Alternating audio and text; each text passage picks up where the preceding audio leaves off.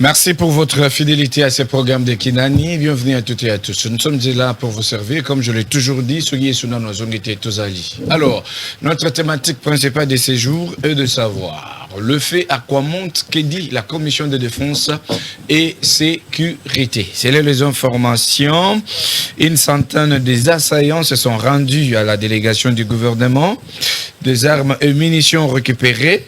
La délégation a été conduite par le premier vice-ministre, ministre de l'Intérieur, Anselo Kito, ministre de la Justice, Rose Mutombo, ministre des Droits humains et puis ministre des Actions humanitaires et solidarité. Mais, chose grave que actuellement, à quoi monte le pays du sous. Alors, on va découvrir avec vous sur ces beaux plateaux, avec mes invités, Baza déjà, Awa, est-ce que délégation gouvernementale, ou qui t'a quoi monte, ça qui peut nous ça la ndingue sengala qui peut te kimi kota topete. Alors, toujours banda déjà débat na biso journal lelo, na mokonanga na loboko na droite, nazali na Ndeko Bruno, papa Toyambio pe boye malade. Merci Ndeko pour l'invitation et puis na pesi ba kongomani ba sombote et puis na pesi bana nyonso ya nouvelle là mbote bisika bazali na bandundu bisika bomona ki mwana mboka kokota lokola Jésus Christ na Yerusalem oyo azali ko talisa na bato banu nous offre politique na ye et ça ko talisa vraiment que notre nouvelle là c'est une machine et puis bandeko bazotu na ngai mais biso to koza bato ala muka mukolonini donc bana nyonso ala muka nouvelle là ba que non le 11 avril nde bato ya la muka yo koma na boko ya bandeko na biso ya nouvelle là.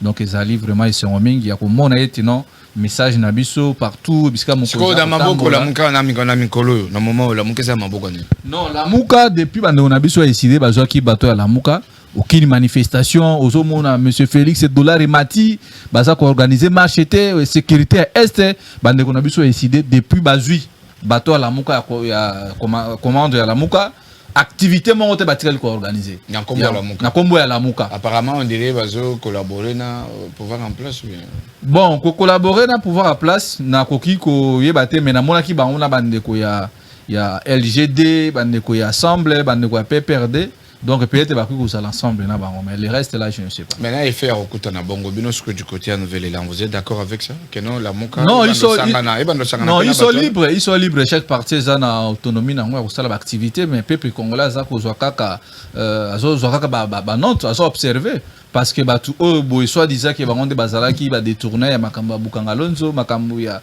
babomi onatra ba sala ba dégâts ebele mais le o ko na sangana bango sans pour autant que batu wana selon vision na biso nouvelle là selon mon amboka Adolphe Mozito ba ki to ko sangana ba congolais oyo ba sala ki peuple mabe soki que ba sengi bolimbisi pas basenga bolimbisi pas Bruno Mimbenga basenga bolimbisi pas maître Blacha Mongomba et pas mon amboka Adolphe Mozito mais ba se réconcilier na peuple congolais. Et ça va salir réconciliation à ce moment-là to kota mwana bango mais de fait que bande ko ba salir réconciliation mo te boke ko sangana bango biso nouvelle là tous partant na bitambola tambolate biso to kitali na ligne de la résistance o ezali la muka le 11 avril CG Devos déjà za ko bongisa ba document o remise et reprise ko sala mamukolo wana. Merci beaucoup Ndeko Bruno après Ndeko Bruno tozani à l'arbitre du peuple Ndeko Ousmane Toyambio. Merci beaucoup Ndeko Nangai Ndeko Bebele na pesi mot na ba congolais non subisika bozola na biso bozala na bino malamu. Je pense que eza mukolo lelo to epona ko partager mayo eza na kata koleka na mboka na biso kasi na pesi lingoma na ya politique génération 4 na pesi bana changu nyos oyo Ousmane Mutombo le bête du peuple aza président fédéral na pesi bango mbote na bisika bozali alors que nous sommes tentés de travailler pour changer des choses et tozo bungama pona maponami ya mboka na biso na tango ba mususu baza na kati ya ko se préparer te biso quand même toza na kati akoya ko mobiliser ya ko travailler avec Gaston Fumutiamba o aza président ya génération 4 tozo implanter parti tozo mobiliser ba membre na biso to mobiliser bango ba kenda ko s'enrôler pona être que na 2023 to piste ata mukonza ekolo la majorité des Congolais patriotes des députés nationalistes et très patriotes parce que nous avons vécu dans ces pays les gens qui sont les députés mais qui ne travaillent pas pour l'intérêt du peuple. Alors que nous devons changer la nouvelle classe politique. La raison pour laquelle la génération 4 tient compte de tous les 4 tribus. C'est là de Ousmane. Nouvelle classe politique. Et c'est la mentalité. Parce que soit que tu lobby que Eza Bilongia, donc Eza Banamike, papa te mais tous na parlement wana oyebi na parlement wana babilunga sika ba koti wana non entre autres bande ko mulier baza wana non qu'est-ce qu'il fait na kati ya parlement donc nous parlons de la nouvelle génération si na niveau ya mentalité de réflexion na niveau ya nationalisme patriotisme parce que ceux qui te lobi lelo et que non il faut kaka ba jeune mais les jeunes sont là qu'est-ce qu'ils font ils font quoi alors nous sommes là pour préparer la conscience des peuples congolais. Osa peut-être moto gératé au comité député, mais ta façon de travailler et là ce que tu oses pour défendre l'intérêt du peuple congolais. C'est ça ce qui est important. Merci. Et je profite de saluer mes co-débatteurs en face de moi.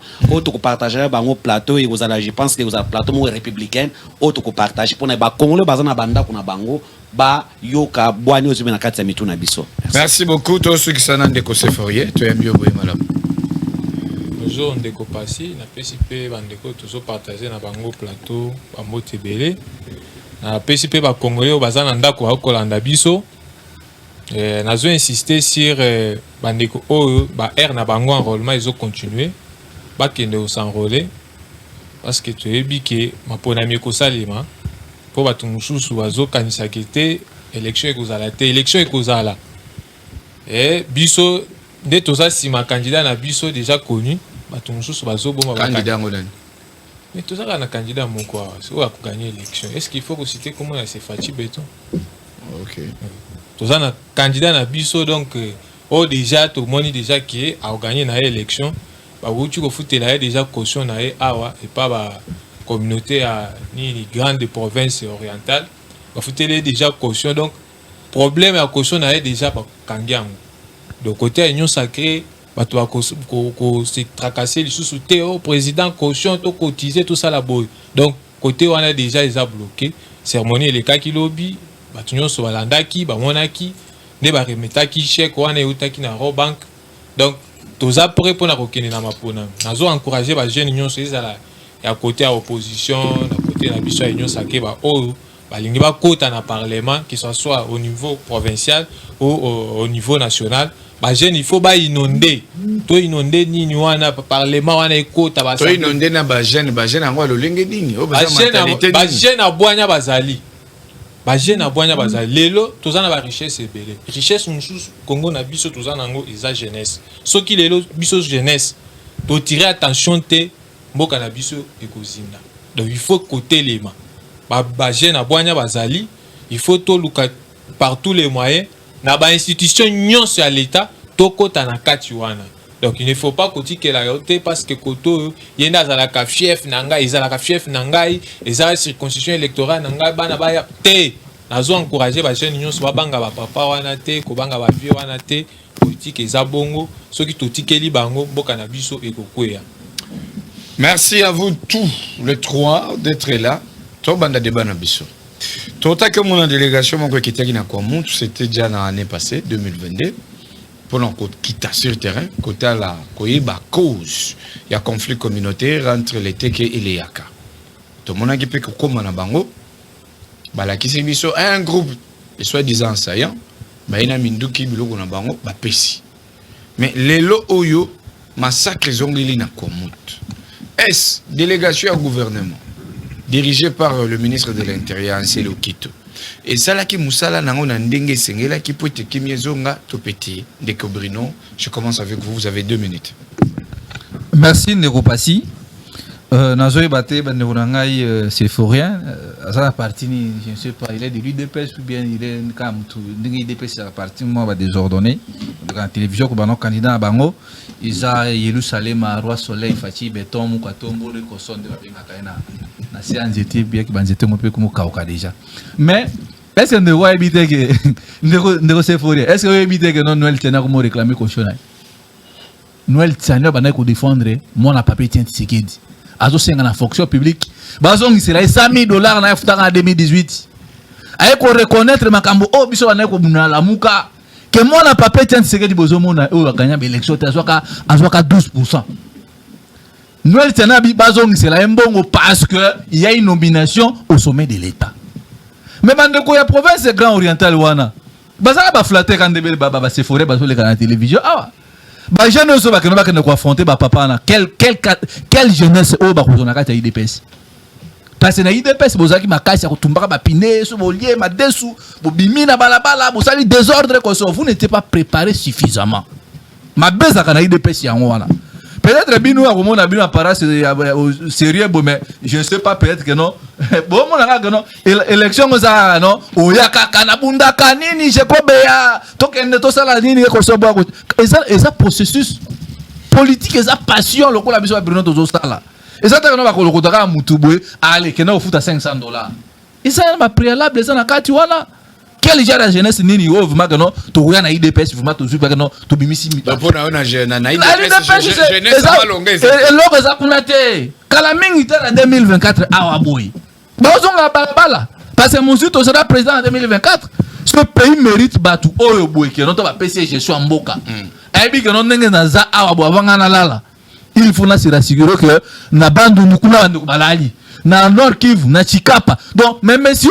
on tozana un rôle à moi na papier Tshisekedi yala la kananu avant sans pour autant ay ba kanonu na compte rendu à ba province et le côté yaza ane kuna il s'en fout de ce qui se passe na bamboka na biso prévenir le oyo bo makambo kwa mutu à l'époque makambo kwa mutu oyo boye omoni basunga ka l'état ti soko omoni peuple komi ko sunga l'état c'est que l'état a défaillant à l'époque nous avons vu monsieur Tshisekedi awa boye mwana papa tient Tshisekedi bitumba ya kwa mutu alobela yango te mais tout mona mo conflit moko ya muke entre bandeko na biso ya kabeya ka mwanga na bandeko na biso ya katanga azo avion awa bozo délégation mobimba gouvernementale bakenda na Lubumbashi koluka kovandisa communauté ya bani bandeko na biso ya Kasai na bandeko na biso ya bakatanga soit disant que no ba incompréhension ezalaki kuna mais toye komona na kwa mutu mwana papa tient Tshisekedi on tue à kwa mutu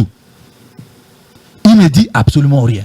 Mais délégation mais pardon, délégation et qui kokende quand délégation Kessima quand nous avons vu la présence il y a moi Mboka Adolphe Mozito il a osé il a même risqué sa vie dans la délégation na yaki nango donc Mozito est parti avant Mozito a kenda parce que ministre Asselo c'est le prix de médiocre de tous les ministres que nous avons connus dans le pays en matière de sécurité en Mboka na biso Mozito a pris ce risque na kokende na kwa mutu pona kovandisa ba communauté wana keno akei na bandeko amemeli ba moi savoir avant ici bandeko wana ba luki solution mais que ça grave encore on voit makambo wana e kozonga lisusu c'est bon parce que kuna na kwa mutu ndeko passer délégation sala ipena musala délégation biso nouvelle là tout ça qui parle na biso mais gouvernement to la même déclaration à cardinal Mbongo koloba kenon na kwa mutu il y a insécurité oboy ba policier baza na accès au kota kunati on tue les gens à kwa mutu mais kwa mutu ça combien de kilomètres na Kisasa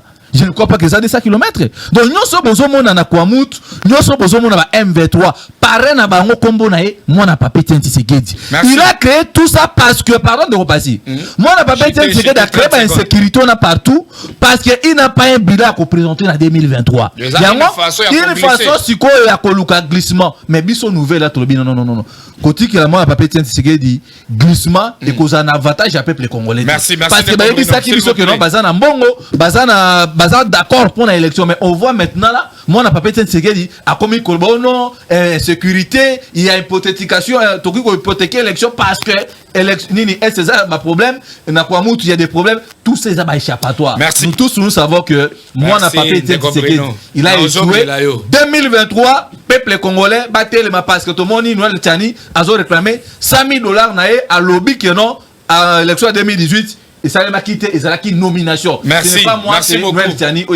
merci beaucoup mais pour la mission doit insister s'il vous plaît insécurité à quoi s'il vous plaît combo nango Félix Tshisekedi c'est bon on va revenir après tindengo zolobana ndeko Ousmane non d'accord ndeko Ousmane vous avez aussi 2 minutes et 30 secondes est-ce la délégation oikitaki na komut par rapport au conflit ya tekena yaka et c'est là qui peut nous saler nango bien parce que les lots tout moni massacre zone de lusus.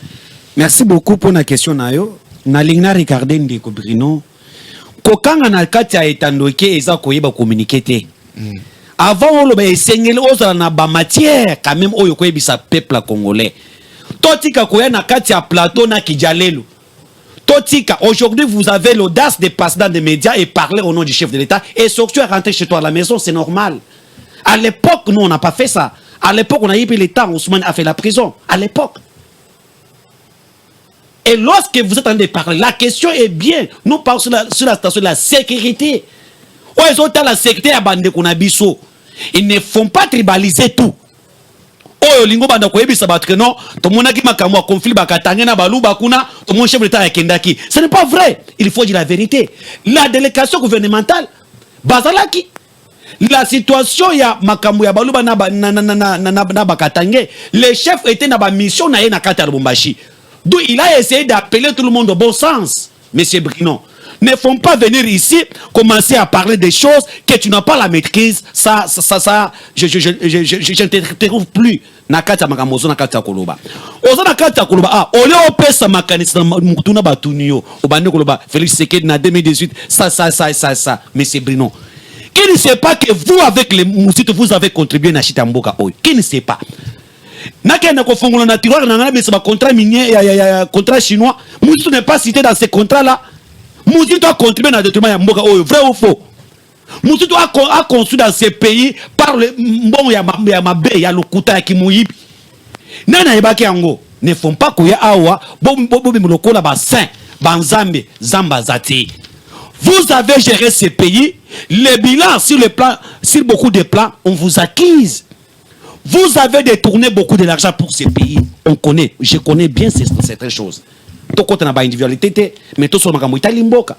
Félix Tshisekedi aujourd'hui a la confiance de tout un peuple. Et les ennemis du peuple congolais qui veulent mettre l'insécurité partout, ils ont compris qu'avec les élections avec Félix Tshisekedi en 2023, beaucoup gagné l'autre mon côté, beaucoup kouya. D'où il faut créer des blocs zangatina pour nous mettre l'insécurité à l'est de Yamboka na biso ou bien quoi monte ils amalamoté. J'ai regardé na makambo ou bien oya quoi monte parce que moi j'aime traiter sur les sujets pas qu'au côté na bas sentiment mon toyer kaka boina lobaka kaka pona ba monanga là c'est de n'importe quoi na kata plateau. C'est bon, 1 minute. Alobi belé papa tikanga na loba alobi belé otikele temps. Makambo zotala na kwa monte. Nous avons constaté que le gouvernement batindaki délégation. Basolola ki na ba ndekuana. C'est le conflit coutumier ndekunangai. C'est le conflit coutumier entre Bayakana na Bateke. Et lorsque le gouvernement vient, akoboa qui se parti mon côté, akosangisa batuno to parce que le gouvernement a la tata. Asololi na bango, apesi orientation le makambo esila. Les Congolais bazaki na bolingwana batike ba minduki na bango ndenge basalaki cérémonie wana. Nous avons passé un temps avec vous aussi car le message ni écoutez quand même na kwa muntu moi qui m'écoute qui pe na bamboka oyo ezaki pembe na maluko entre bakaro je connais les secteurs parce que je viens de faire un mois là-bas na implantation ya babase na ngai et on a passé des moments où moyen l'écoute ezati il y a des coins là-bas lui alika ngote je suis allé dans certains villages où moyen où les kizati pour l'insécurité. Pour l'insécurité mais régime nabino. Mais absence na koma wana. Et l'État fait tout d'instaurer la paix. Et tant que tous autres tout makambo na zongi les sous c'est l'État aussi a joué rôle na ye. Ngaza muto ajale lote ndeko Brino. Tu me je peut-être on la nanga pe na landa ko na muto ajale lote. Lorsqu'il y a à frapper, j'ai dit c'est pour l'intérêt du peuple congolais. Et lorsqu'il y a condamné, on condamne. Lorsqu'il y a soutenu, on soutient. Mais il ne faut pas tout condamner, mais ce qu'il y a de soutenir. Non. Et l'État doit jouer son rôle. C'est de donner la paix dans le espace que Bissouga Naza, moi na Tchangou. Nous à la Tchangou, nous aurons les problèmes. Il y a répartition, il y a siège dans l'Assemblée nationale parce que le parti a bateke wana, village Moussou Bassaïni, va s'enrouler. Et tant que la loi sur la répartition des sièges dans le Parlement, tant que vous avez combien de sièges parce que Moussou Bassaïni va s'enrouler. N'a qu'on sait peut-être qu'un secrétaire à la Moupansi, on a un candidat député pour nous se j'ai belé de Gounangaï. Et qu'est-ce que nous demandons? L'État va jouer son rôle. Les chefs de l'État, Bazo quoi sa chef de l'État? Il y a certains chefs coutumiers, non, il y a certains chefs coutumiers qui se programment comme si on est un leader de Moupansi. Mais en réalité, les chefs coutumiers fondés, fabriqués. Baye on n'est pas chef de l'État, non, to Tchékimia, to Salibo. Oh, le vrai problème, bateau basé dans un conflit à solo, les chefs à rencontrer Bangoté. C'est la raison pour laquelle bateau basé dans pouvoir ou un sur le chef de l'État pour mettre Kimia, chef à Bangoté, mais bah, oh, bah, problème. Ok, conséquence, bah, insécurité, et nous demandons bon sens. N'a pas besoin de travailler. Ce n'est pas que Félix Sarkozana n'a quoi montre, Félix Sarkozana na ST.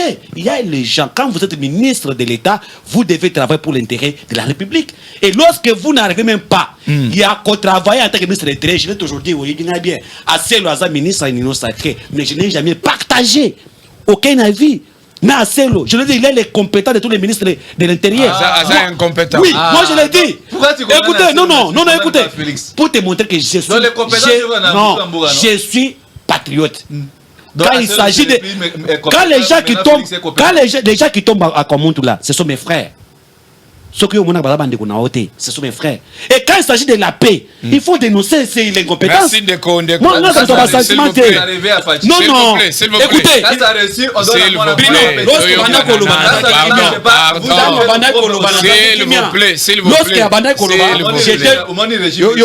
vous plaît, Toyokan.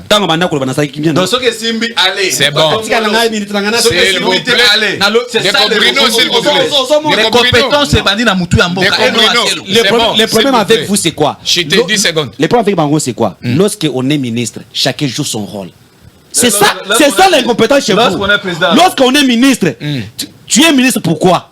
Quel est ton rôle que tu dois jouer? Ce n'est pas que mais vous êtes ministre pourquoi? Merci de continuer.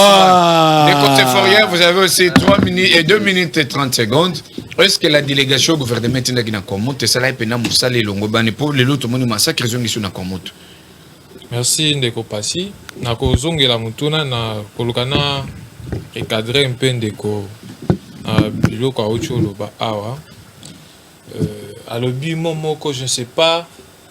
Il dit si le peuple commence à aider l'État, je ne sais pas si l'État est composé de quoi. S'il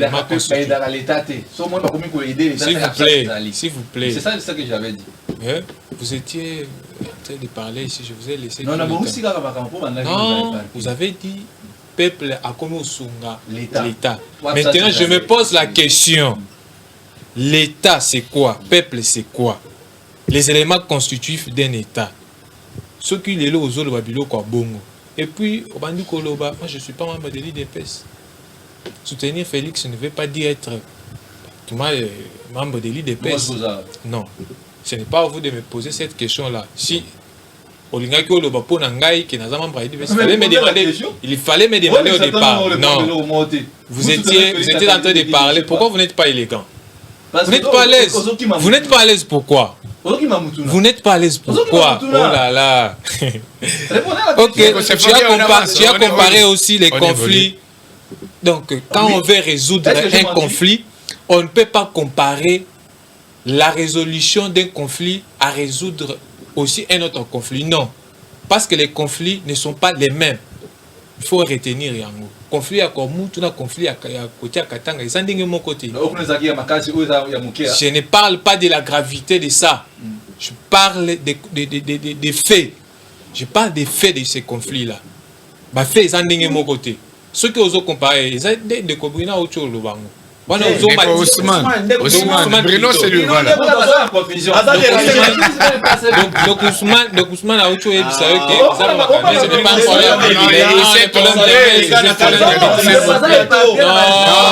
S'il vous plaît. Sois à l'aise. Encore recadré. Tu vois tout simplement que tu es là pour déranger l'émission.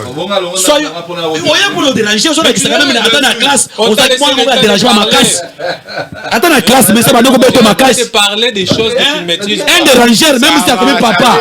À quoi ça, c'est qui dérangeur? S'il vous plaît, ok. Délégation gouvernementale et qui est encore moutou parce que Adolphe Mouzito a pris. Maintenant, je ne sais pas le rôle aujourd'hui d'un gouvernement provincial ou des autres institutions provinciales à Kwamoutou. Ceux qui les ont affirmé que délégation gouvernementale et Kendaki, parce que Bino Bokendaki, Yangonde Boye Kolanda. Ce gouvernement est irresponsable. Il n'y a pas de communication. Mais pourquoi tu n'es pas à l'aise? Oh là là. Tu n'es pas à l'aise pourquoi? Continuez, s'il vous plaît. Sois à l'aise. Les gens que tu veux nous amener là, nous tous nous connaissons ces jeux. Ok, ça va. Oye ko déranger. Oye ko ça la émission. Oye ko ça la émission. Dès que c'est 12%. Donc la question était très simple. on parle de l'insécurité dans cette partie de notre pays. Tu as évoqué le cas de Félix, les élections, de Tchad et consorts. Pourtant, on ne parle pas de Tchad ici, on parle du Congo. Quand on voit comment on parle du Congo. J'aimerais maintenant répondre à votre question. Délégation et à gouvernement, Makambo et tout ça qui est déjà inanné, et ça conflit, j'essaie un peu d'analyser ces conflits par rapport au conflit de 2017-2018 des Camerounais. Donc, tant aux autres la conflit, au moins il y a conflit, ils ont vraiment un conflit à Camerounais. Mais objectif, il y a un conflit et autres c'est différent. Au coup d'un conflit à Camerounais pour les miliciens Camerounais pour qui trop vraiment exigeant envers les présidents en place. Mais les conflits et ça entre donc au comment la mutabimi les lobo ndeko passi mais au moins attaquer ndeko Bruno ndenge nini ndeko passi à quoi ça conflit à quoi mu de ça bon côté conflit à quoi mu mais il a pas de maîtrise conflit on les a dit à Bamabélé écoutez laissez-les on va recadrer s'il vous plaît. Tu as demandé les stylos et les papiers, pourquoi tu n'écris plus? Écrivez. Et ça peuple c'est le peuple congolais. Ceux qui te sont le peuple yaka peuple et ça peuple moko. Bavano vivre en place moko. Mais tant que conflit est côté, nganaza par exemple Munande, Neko Passi, Aza Muluba. Mais Tobando se retrouver tous les net nakin ah, te banande na baluba bazo au Canada. Mais Tobando se rend Neko Passi. Mais c'est le même cas. Parce que je pris l'analyse comparative entre les conflits de Cameroun Sakou et les conflits qui se vivent à Kwamut. C'est le même cas les cas qui connaissent. Yango na sengi na gouvernement. Parce que Nanaza ONG pour lancer sonnette d'alarme pour toujours senga na gouvernement à s'impliquer davantage. Parce que les lots bandeko oignon sur 20 000 déplacés. Dans le cadre du processus électoral, ils ont déjà parce que kuna tant que la répartition des sujets c'est en mois de juin et cause la handicap pour la circonscription wana. OK, j'étais s'il vous plaît. Baso se déplacer baso ya na kin a akoya ko inonder ba député to ba candidat député ba ko postuler dans quoi il faut ba accompagner pe président on va accompagner le gouvernement provincial na mission à sur place. Na mona ki na époque comme on a savu ba sala ki ba conférence wanda ko initier. C'est pourquoi na ebande la mission na wanda ko lobela mingi na jeunesse. Na minute conflit wana ezo se dégénérer kuna ceux qui au moins ba toazo utiliser mingi kuna ezaka la jeunesse. Merci beaucoup, je vais revenir à vous. Alors Ndeko Bruno, est-ce que par rapport à Nyonso Tokolo Baké, le ministre de l'Intérieur affaire coutumier Nyonso wana Anselo Kitu. Tokolo Bazana contrôle le territoire congolais. 2 minutes. Merci Ndeko Passi, Ndeko Seforia. Au moins makambu ya insécurité à quoi mutu, soko za maîtrise te pana ndako. Soki mona buta tindio awa okosa eza makambu zolo banate. Il y a le bien conflit de PCT yo le soit za mutu anini. Soit za mutu de PCT. Ndeko Seforia ndeko na Ousmane alobi abo azana génération 4. Azo soutenir abazana kati nyo sacré boya siko place ni. ACBP. Ah. Taba bilo monsieur Nubuya on a plateau.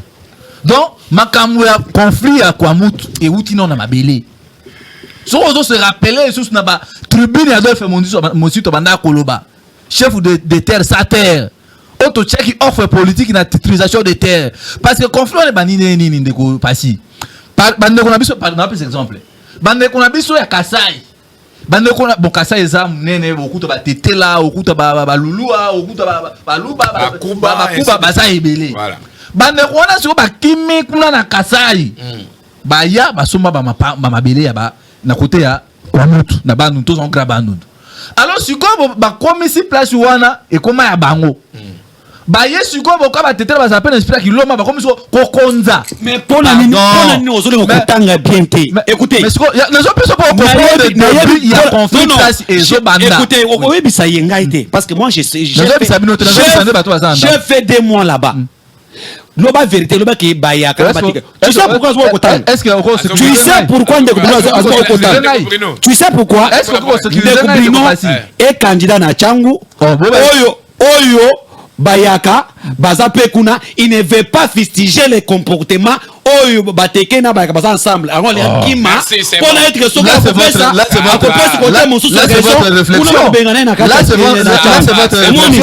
c'est votre réflexion. On ne peut pas gérer le pays sous ça la pour gérer le pays, il faut un candidat député. Non, c'est faux. Mais je vous dis la vérité, je peux gérer le pays comme étant un chef de rue. Exemple réel, à partir il y a beaucoup. Est-ce que vous avez un candidat député? Pour gérer Congo, il faut un candidat député. C'est ça aussi le défaut de la génération. C'est très dangereux quand vous voyez toute la jeunesse. Député, le collaboration, c'est ça même. C'est policier. Hein? Mais pour être policier, papa, dans un parti politique, non? Donc, selon votre logique, selon ta logique, tu me demandes si j'appartiens à quel parti politique. C'est ça ta logique. Même parti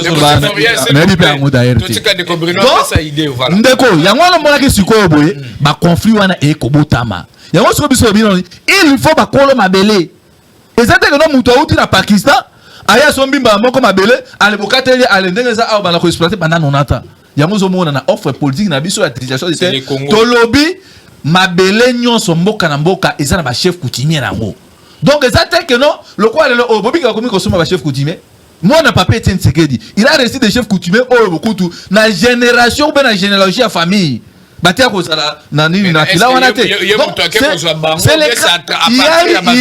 a eu même des chefs coutumiers au Bakoma Kosomba. Donc, moi, je ne peux pas dire que c'est aligné à Batou. On a vu que même un chef coutumier Azaki, à l'époque, proche, il y a pas perdu à l'époque, mais aujourd'hui, na bateau magique au Kama, moi, je ne peux pas dire que c'est ayambie na cadre à confier à Makambo, c'est trop dangereux. Aujourd'hui, le problème, c'est Ezali. Donc, biso si koto li to zongi sa pouvoir et pas ya chef coutumier.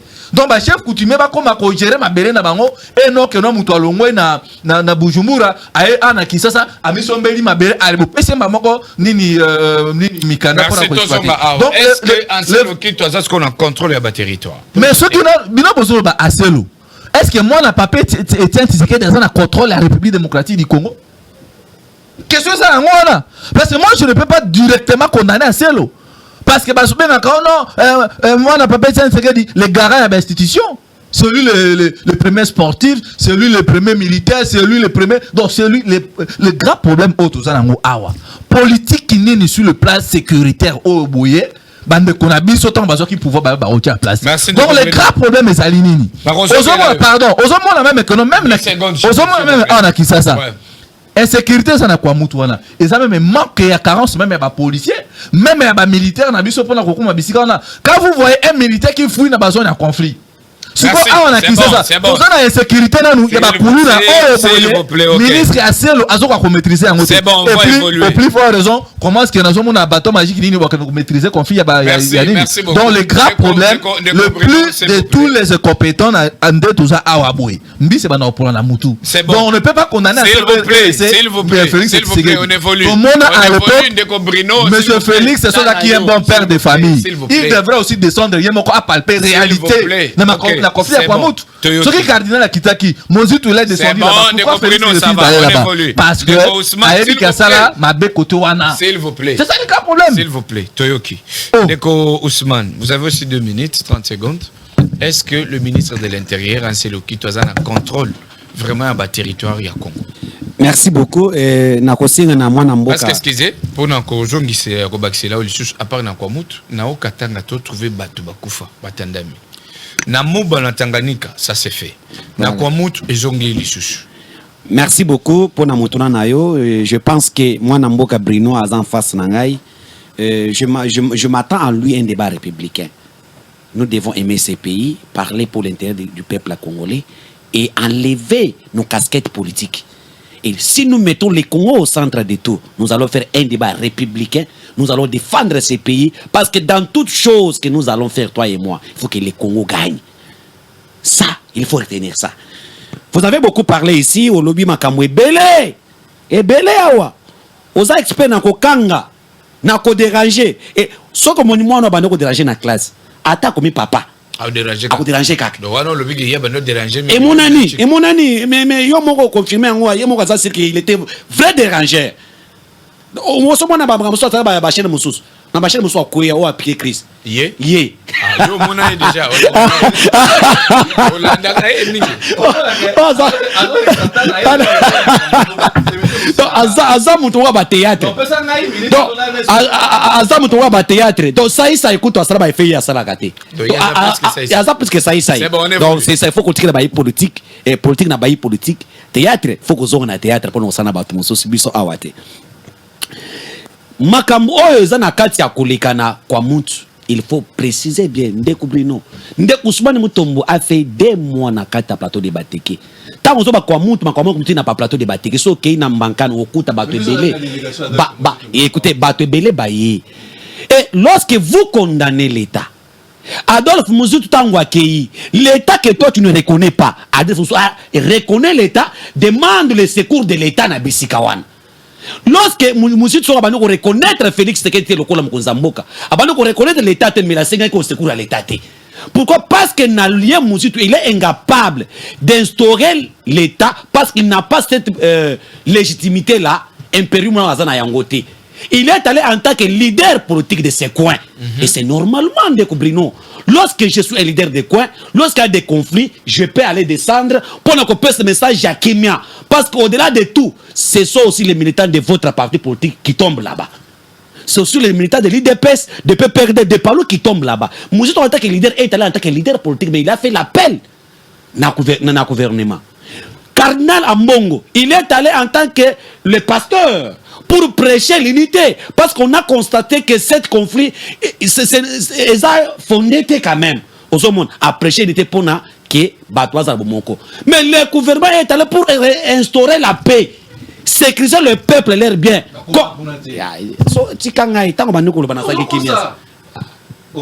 Papa, on évolue de Ousmane, non. Les militaires ne sont pas arrivés là-bas. S'il vous plaît, toi, Ousmane a évolué. On y va de Ousmane, évoluons. Tu peux me protéger quand même. Je vous protège. Et l'État est allé pour instaurer la paix. Il y a des coins de Kunangai. J'étais là, dans le village de Pembeni, il y a Maluku. Oyo, insécurité totale. Les phares de ces, moi j'étais là, les phares de ces même. Les autres m'ont sécurisé. Et moi j'ai rencontré les milices que vous voyez là. Les gens de Yaka. Je l'ai rencontré, Ngaï n'a rencontré Bango. Et ils m'ont aidé même. J'étais là, il n'a pas le col à yote. On a un plateau de bloc où on a un terrain. Et c'est que moi je peux dire ici que aujourd'hui, vu ce qui se passe à l'Est, quand même les bâtiment les ont beaucoup à l'État, mais l'État n'a pas assuré donc assez dans sa mission recalée en tant que vice-ministre de l'Intérieur, n'a pas joué bien son rôle d'assurer la sécurité et la paix de ce peuple-là. Alors qu'est-ce qu'il faut faire? C'est ça, on peut tout critiquer, mais il faut donner des propositions, c'est ça. Merci beaucoup. Qu'est-ce qu'il faut faire? C'est dans ce sens-là. Okay. Et là, moi j'ai des propositions à faire, si vous pouvez me donner. Merci. Toujours ceux qui s'en a question, Anna. Je voulais justement aussi interpeller Ndekubrino. Ndekubrino, vous avez cité que Félix Tshisekedi a créé tout ça. Ce sont des mensonges, Ndekubrino. Vous avec Mouzitou. Pour vous glisser. Vous avec Mouzitou. Le M23 ici. Mouzitou était au pouvoir, non? Mouzitou était au pouvoir. Tous les accords qui ont été signés, Mouzitou était où? Était le premier ministre de ce pays. Il a accepté de signer tout ce que les gens réclament aujourd'hui. Il était là. Merci de Ousmane, s'il vous plaît. Non, ne font pas aux ouaba malédiction à Bino. Barère, Obino Bosali, na régime à Kabila projet, Bolat ça fait c'est bon. Merci, s'il vous plaît. Dans tous les présidents, c'est le président de mettre la paix dans tout l'État du Congo, à s'imprégner dans la sécurité. Il s'investit dans la sécurité de Mboka. S'il vous plaît. Mais il était qui? Moussou était qui? 2009, Moussou était qui? Non, s'il vous plaît. Si toi tu veux. 2009, Moussou était qui? Était le premier ministre, non? S'il vous plaît. À tous les accords qui ont été signés, s'il vous plaît, tant et aussi la nyonso. Deko Sephoria. Dans s'il vous plaît.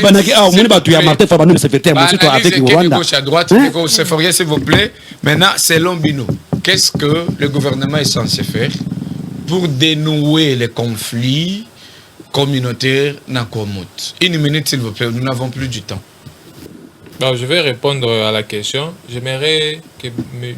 Bruno Aïbaké, le mouvement M23 n'est pas un mouvement instantané pour les conflits des... Non, le mouvement M23 est parrainé par mon papier identité. Parrainé, non, ça c'est... Il ne faut pas avoir des mensonges.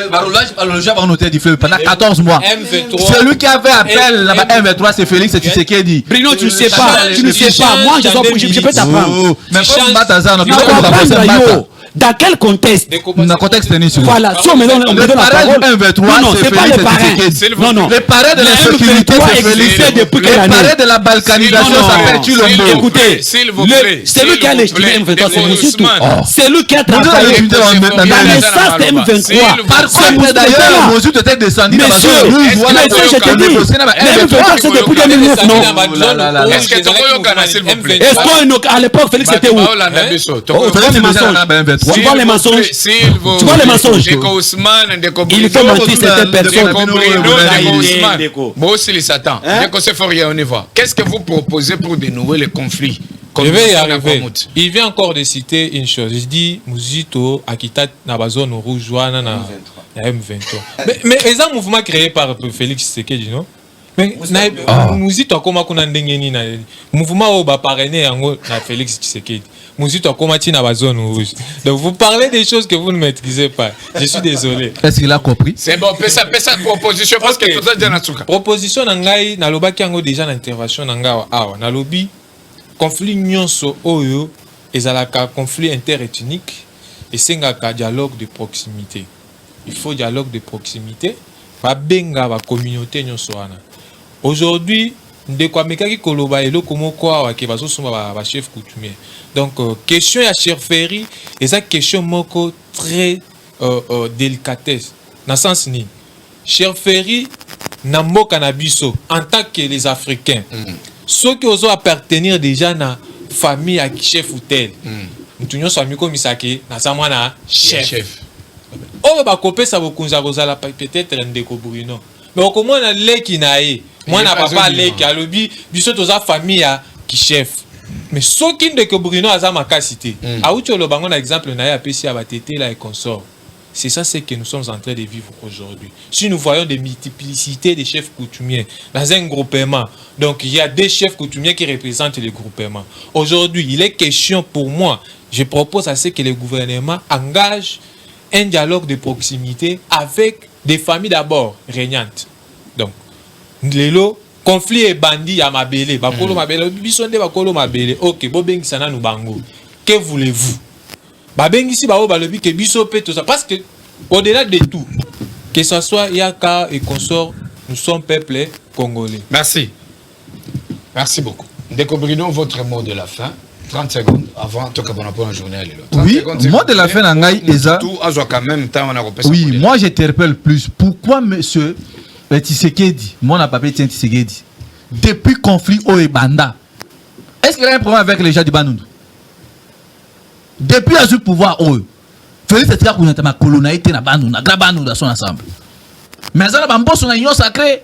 Azana ba tuna bango na kati union sacrée. Bazawana. Pourquoi conflit oyobo et Oumeli? Ministre intérieur, basali batindi délégation, mais délégation comme il place ko conflit zalité. Ba autant la monde ba autant la Bunaga ndenge Félix azui Bunaga na pesi ba Rwandais. Nenga zui Masisi apesi yango na ba Burundi. Nenga zui Kotoko na pesi yango na ba Ugandais. Ndenge mazota la conflit wana. Mais besoin na conflit na comité na ba Maluku so mabatu. Donc tout ça eza nini? Eza absence ya totale ya l'état eza na mboka. Besoin mona Félix azotambola awa zo ke na Belgique, ke na Comores, ke na Macédoine. Pourquoi quand mutu eza awa 80 km les avions sont mingi na motema. Mais avion on les avions à l'état 5 secondes. Avion on les avions privés monsieur Félix. Pourquoi monsieur Félix ne parvient pas à résoudre yemoko comme étant numéro 1 tout le monde est père kiti wana na kwa mutu avant ici ba communauté wana ba solo na bango. Pourquoi qu'est-ce qui se cache derrière makamwa? Yangwana lelo oyo boy pardon de passer ozomona na 2019. Tant on a insisté que M. Félix Azar yemo comme toi créé biloko. Vous savez alors un jour à Londres akei kuna koloba na Londres, oh non, ma communauté à moi luba baza menacé ba bomi wana kikwiti. Ti lelo oyo botozelaka akete salema ba el biksabiso mutu akufa jusqu'à après du contrat mais c'est Félix balika sabiso mutu. Merci beaucoup. Yango toza kosenga na dokuna biso. 30 secondes. Non est-ce que zali boy. Peuple congolais dans son ensemble baza trahi na pouvoir en place. Donc batika koluka ba réseau non sécurité ça na kwa mutu. On a na Masisi, on a Est biso to lobby 2023 monsieur Félix va partir. Sauf que l'élection ça limité Félix il partira et puis peuple akozwa mutu alini pour la remettre solution dans zone wana en conflit. Merci beaucoup parce que je suis en face d'un Bruno perdu.